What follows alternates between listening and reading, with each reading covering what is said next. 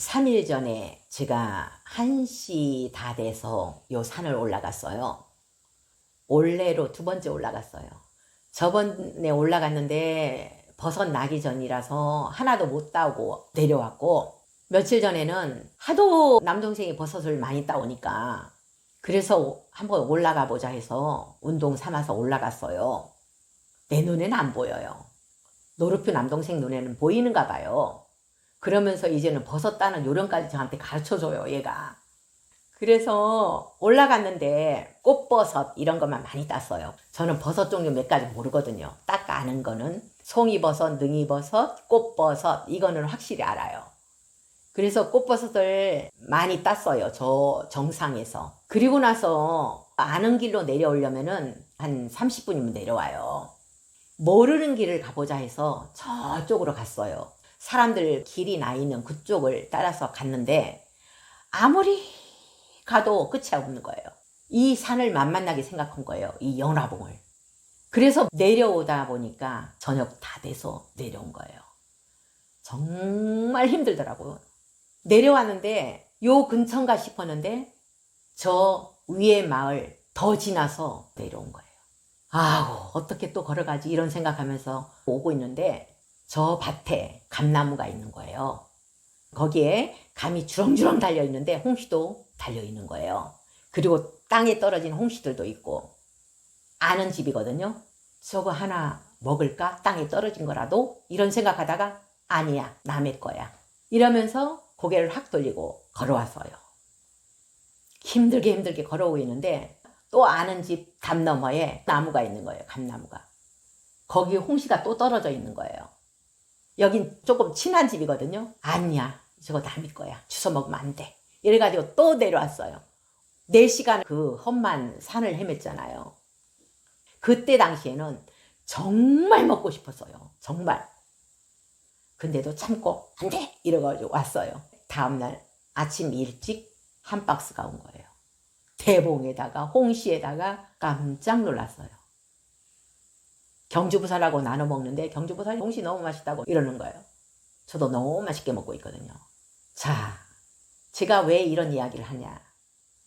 2배공덕이 생긴 거예요. 2배공덕. 여기로 청정한 음식이 들어가기 때문에 공덕이 생긴 거예요. 그래서 내가 먹고 싶은 거는 바로 생기는 거예요. 저 이제까지 생각만 해도 생겼잖아요. 의식의 공덕이 생겼고, 이거는 2배공덕이 생긴 거잖아요. 정말 먹고 싶은 거였는데 참았잖아요. 옛날 이야기 중에서 이런 이야기가 있었어요. 어떤 스님이 길을 가고 있는데 옆에 있는 밭에 곡식이 너무너무 탐스럽게 익어서 손으로 딱 쓸었더니만 새알이 손에 잡힌 거예요. 그래서 그거를 드셨대요. 그리고 나서 다음 생 3생을 그 집 소로 태어나서 빚을 갚았다는 그런 이야기를 들은 적이 있어요. 주지 않는 거는 먹지 말라는 거예요. 주지 않는 거는. 요즘 뉴스에 보면은 정말 사기 사건 많죠.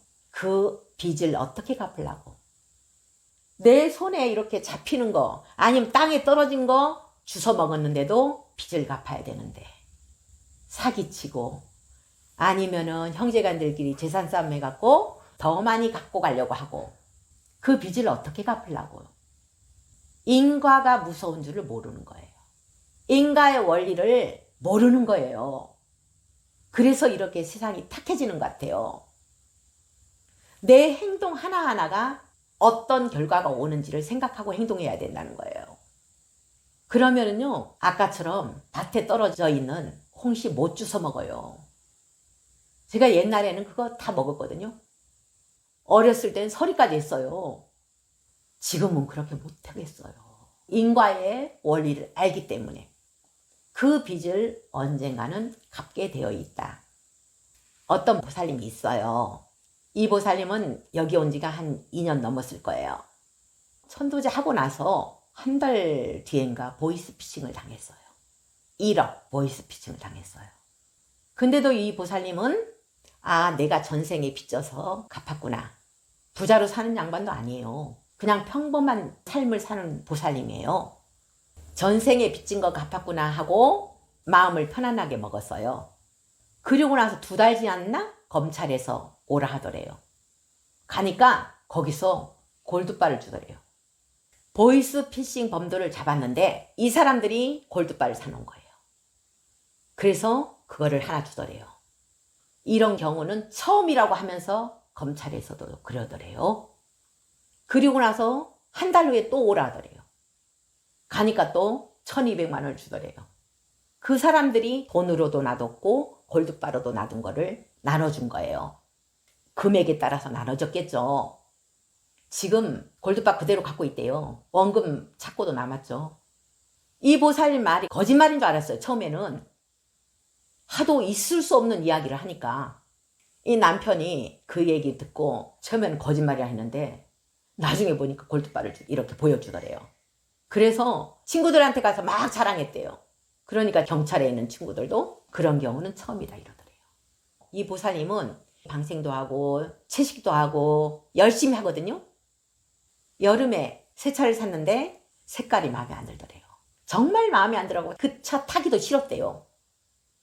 근데 여름에 큰 비가 왔잖아요. 침수된 거예요.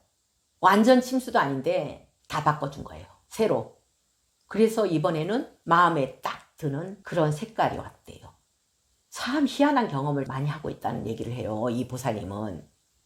마음을 비우니까 채워지는 거예요. 항상 비우고 사는 거예요. 사람들은 조금 업장섬을 하다가 아니면은 기도 열심히 하다가 보이스피싱 당하고 사기당했다. 그러면은 원망하죠. 세상을 원망하고 부처님을 원망하고 관세음보살님을 원망해요. 이렇게 사기를 당했을 때 사람들은 비울 줄을 몰라요. 그러면서 더 분노에 찬 생활을 하게 되는 거예요. 근데 이 보살님은 비웠잖아요. 큰돈 당했는데도 마음을 비워버렸대요. 그래 전생에 빚 갚았구나 이렇게 생각하고. 근데 이렇게 좋은 일이 생긴 거예요. 저 옆에 경주보살님 있잖아요. 지장기도 열심히 하거든요. 사경을 몇 번 한지 몰라요. 어느 날 보이스피싱 범이 딸내미 목소리로 전화 와가지고 통장, 그 다음에 비밀번호 보내주고 카드 비밀번호 보내주고 주민등록 등본까지 보내줬대요. 한 3일 지났나? 누구하고 통화하고 있는데 그걸 아는 거예요. 아, 당했구나. 확인해 보니까 이 사기꾼이 자동이체 통장 하나 만들어 갖고 10,000원이 나갔더래요. 그것뿐 하나도 당한 게 없더래요.